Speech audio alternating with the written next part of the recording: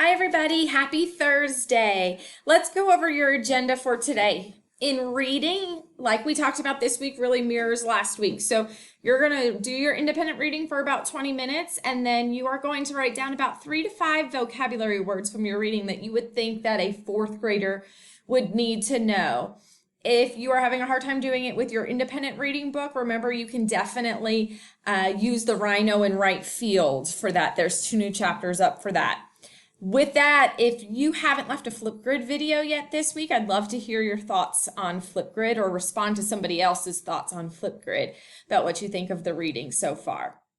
In writing, you do have a new video to watch, a new lesson to watch about revising your draft. Some of you are there and some of you aren't, but everyone should watch the video because it'll help you as you're writing, because we know that good writers are revising as they're writing too. So make sure that you go on and watch the video about revising your characters and go back to your writing piece and do those revisions, make those changes. If you need a writing conference, I will be on today on Teams from 9:45 to 10:30.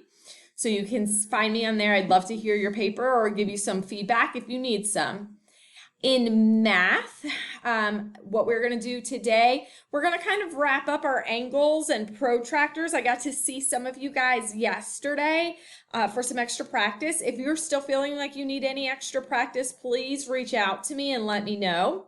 I would like to move on next week, so I want to make sure that we all get it. And so today I have for you just a little protractor maze. You have to read the angles on the protractors, read the protractors, and get out of the maze by following the maze. There's 2 versions. You can choose whichever version you want. The path is going to be the same to get out of the maze. But the first version, the one that I'm posting, is the protractors are lined up already perfectly on the angles.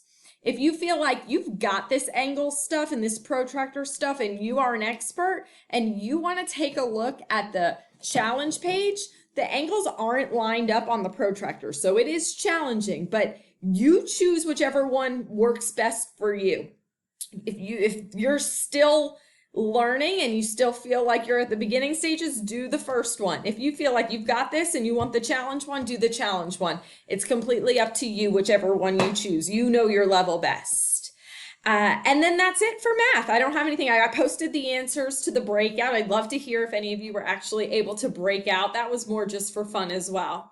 Speaking of just for fun, I want to give you the answer to yesterday's just for fun. The word uncopyrightable is the only 15-letter word that never repeats a letter. Pretty interesting.